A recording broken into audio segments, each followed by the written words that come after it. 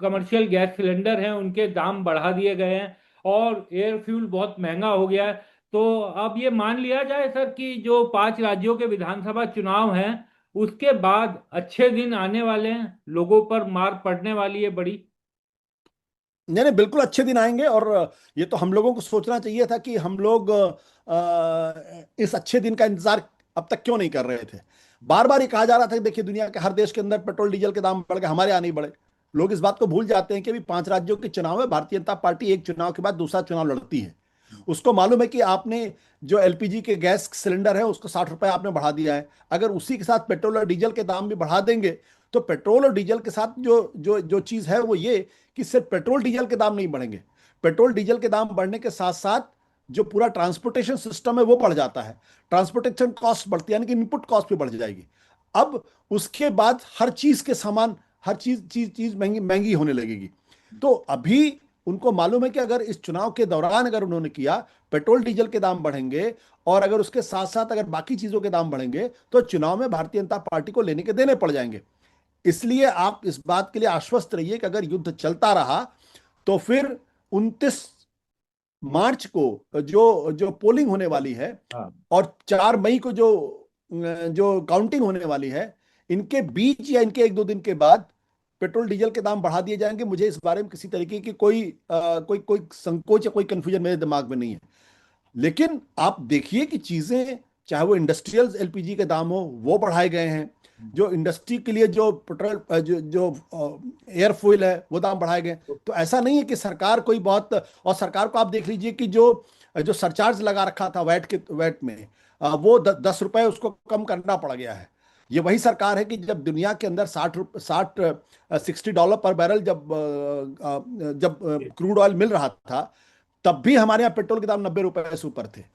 और ये वही सरकार है कि जब पेट्रोल के दाम जरा सा भी बढ़े थे उस वक्त, जबकि क्रूड ऑयल 100 $100 पर बैरल हो गया था, तब इसी सरकार ने, यही प्रधानमंत्री नरेंद्र मोदी ने किस तरीके से मनमोहन सिंह की तीखी आलोचना की थी और उनकी उम्र को जोड़कर उनका मजाक उड़ाने की कोशिश की थी। तो पिछले कई सालों में लगातार आप देखें, सरकार ने $60 होने के बावजूद भी किसी तरीके का वैट कम नहीं किया, यानी अपना खजाना पूरी तरीके से भरा। हम्म।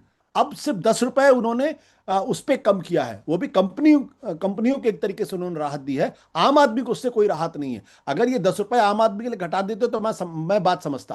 हम्म। लेकिन कंपनियों का जो फायदा है उसमें थोड़ी सी कटौती जरूर दिखाई पड़ रही है। इसलिए सरकार कोई मेहरबानी कर रही है, मैं इस बात को नहीं मानता। मेरा मानना है कि सरकार जगलरी कर रही है। आशुतोष सर, कई जगह से, मुंबई से, महाराष्ट्र से, राजस्थान से, गुजरात से, मोरबी जहाँ टाइल्स इंडस्ट्री है, कई जगह से मजदूरों के पलायन के वीडियो भी अब दिखने लगे हैं, सोशल मीडिया पर चलने लगे हैं। कुछ मेन स्ट्रीम चैनल भी थोड़ा थोड़ा अपने सोशल मीडिया पर डाल रहे हैं। तो और प्रधानमंत्री जी की भी आज तस्वीरें आई थी असम के चाय बागानों में चाय की पत्तियां चुनते हुए। तो एक बार फिर वही स्थिति बनते हुए दिखाई दे रही है, क्योंकि प्रधानमंत्री जी ने कोरोना के संकट से तुलना तो कर दी थी, लेकिन कोरोना में क्या झेला था देश ने वो अभी तक हम भूले नहीं है। क्या उस तरीके की स्थिति भी बन सकती है, क्योंकि युद्ध खत्म होने के बाद भी असली चुनौतियां तो, जो आर्थिक चुनौतियां, वो तो उसके बाद शुरू होनी है। देखिए, मेरा तो साफ तौर पर मानना है कि इस पूरे मामले में अगर पैनिक किसी ने फैलाया है तो सरकार की तरफ से हुआ। सरकार पूरी तरीके से मिसमैनेजमेंट करती रही। अगर देश के प्रधानमंत्री राष्ट्र के नाम संबोधन नहीं करके लोगों को कॉन्फिडेंस में लेने की बात नहीं करेंगे, लोगों को आश्वस्त नहीं करेंगे, तो कौन करेगा? हम्म। राहुल गांधी तो करेंगे नहीं वो काम, क्योंकि राहुल गांधी कुछ नहीं कर सकते उसमें। तो प्रधानमंत्री ने राष्ट्र के नाम संबोधन तो अभी तक तो किया नहीं है। उनकी तरफ से जो कुछ बाबू लोग हैं वो लगातार प्रेस ब्रीफिंग करें, जिसका कितना असर होता है कितना असर नहीं होता आप अच्छी तरीके से जानते हैं उस बारे में। जब देश का प्रधानमंत्री संसद के अंदर दिए अपने भाषण में या उसके बाहर जो चुनावी रैलियों में अगर वो कोरोना शब्द का इस्तेमाल करता है और ये बताने की कोशिश करता है अगर कोरोना जैसे हालात पैदा भी हो सकते हैं, तो आप सोचिए लोग कितने डर जाएंगे। कोरोना में लाखों लोगों की जानें गई हैं, सड़कें सुनसान थी, लॉकडाउन की स्थिति थी, और जो गरीब लोग थे वो 400 किलोमीटर, 500 किलोमीटर, 1200 किलोमीटर पैदल गए। वो जो भयावह तस्वीर थी, आप दरअसल कोरोना से तुलना करके आप आज के जमाने में लोगों को बताने की कोशिश कर, वैसा भी कुछ मंजर हो सकता है।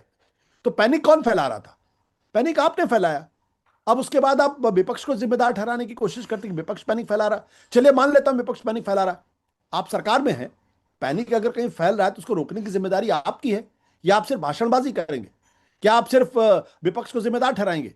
अगर विपक्ष का कोई नेता अगर पैनिक फैला रहा है, अफवाह फैला रहा है, तो उसके खिलाफ एक्शन लीजिए ना। आपने कहीं देखा एक्शन लेते हुए? धड़ल्ले से कालाबाजारी हो रही। मैं बिल्कुल। तो नोएडा नोएडा में रहता हूं, मैं आपको बता सकता हूं, धड़ल्ले से कालाबाजारी हो रही। हम्म। हमारे अपने जो हमारे घरों में जो काम करने वाले लोग हैं, वो एक एक दिन, दो दो दिन छुट्टियां लेकर जाके सिलेंडर का हाँ। इंतजाम करने की कोशिश कर रहे हैं। ये स्थिति पैदा हो गई है। और हमें यह बताया जा रहा है सरकार की तरफ से कि नहीं, सब चंगा सी, कोई दिक्कत ही नहीं है, कोई कालाबाजारी नहीं, कहीं कुछ नहीं है। तो ये जो स्थिति पैदा हुई है, ये सरकार की नाकामी है। सरकार मैनेज करने में असफल रही है। सरकार ने देश को कॉन्फिडेंस में नहीं लिया है। मैं तो ये कहता हूं कि अगर अगर संकट बड़ा था तो आप देश के नाम संबोधन करते और उसमें स्पष्ट तौर पे कहते कि देश पर एक बड़ा संकट है और देशवासियों को सेक्रीफाइस करने के लिए तैयार रहना चाहिए। हम पेट्रोल डीजल के दाम 5 रुपए बढ़ा रहे हैं, जैसे ही ये संकट खत्म होगा वैसे ही हम इस पेट्रोल डीजल के दाम कम कर देंगे। हम्म। देश थोड़ा सा इस वक्त हमारी हमारी मदद करे। आई एम 100% श्योर देश इसके लिए तैयार हो जाएगा। बिल्कुल। जब आपको अच्छी तरीके से याद होगा कि लाल बहादुर शास्त्री ने एक जमाने में कहा था कि आप हफ्ते में एक दिन खाना मत खाइए, एक वक्त का खाना मत खाइए। लोगों ने क्या लाल बहादुर शास्त्री की आलोचना की थी? बिल्कुल नहीं। तो ये तरीका होता लोगों को, समाज को, जनता को और वी द पीपल को कॉन्फिडेंस में लेने का। वो काम तो हुआ नहीं। दूसरा आपने क्या किया? आपने विदेश नीति कैसी तैसी कर दी। आपने पूरे के पूरी विदेश नीति जो थी वो आपने इसराइल और अमेरिका के हाथों में डाल दी, जो आज की तारीख में पूरी दुनिया में एक तरीके से विलन बनकर उभरे हैं। उनके अपने से लोग उनके साथ खड़े नहीं हैं, और हम मजबूती के साथ इसराइल के यहाँ यात्रा करते हैं। जब वहां पे क्या कहते हैं, 15 दिन या दो दिन पहले, दो दिन पहले जाते जब हमला होना होता है। तो ये सारी स्थितियां जो हैं वो इस ओर इशारा करती है कि हमने कोई सोच समझ के कोई फैसला नहीं किया है। सर, मेरा अंतिम सवाल आपसे, ओरेकल की खबर आई आज उसने कि 30,000 लोगों को नौकरी से निकालने का नोटिस दे दिया, जिसमें से 12,000 हिंदुस्तान के हैं। कई जगह जो अनऑर्गेनाइज सेक्टर है वहां पर मजदूरों को, क्योंकि काम प्रोडक्शन बंद है, तो मजदूरों को निकाला जा रहा है। इस तरह की खबरें आ रही हैं। वित्त मंत्री ने सर संसद में जो बयान दिया 2 दिन पहले, रुपए की कीमत जो 95 पहुंच गई है, 95 के करीब, और कहा गया कि सब ठीक है, रुपया ठीक चल रहा है। और वित्त मंत्री के पुराने बयान जब रुपया 62 पर था, वो भी बहुत वायरल हुए हुए हैं। तो 95 पर रुपया आने पर भी सरकार अगर उसे ठीक बताए, तो अब क्या क्या सोचा जाए सर? ने सर कहा आप कि क्या? सरकार ने पूरी तरीके से मिसमैनेज किया, पूरी तरीके से मिसमैनेज किया, इसमें कोई दो राय है ही नहीं। आप देखिए कि जो जो फॉरेन पोर्टफोलियो हमारा इन्वेस्टर्स है, एफपीआई, वो लगातार हिंदुस्तान के स्टॉक मार्केट से अपना पैसा निकाल के वो विदेश के स्टॉक मार्केट में लगा रहा है। हम्म। और वो 1,18,000 करोड़ रुपए निकले हैं केवल पिछले मार्च सालों में। में। अगर आप देखें तो जो इंडियन एक्सप्रेस की रिपोर्ट कहती है। हाँ। तो ये क्यों हो रहा है?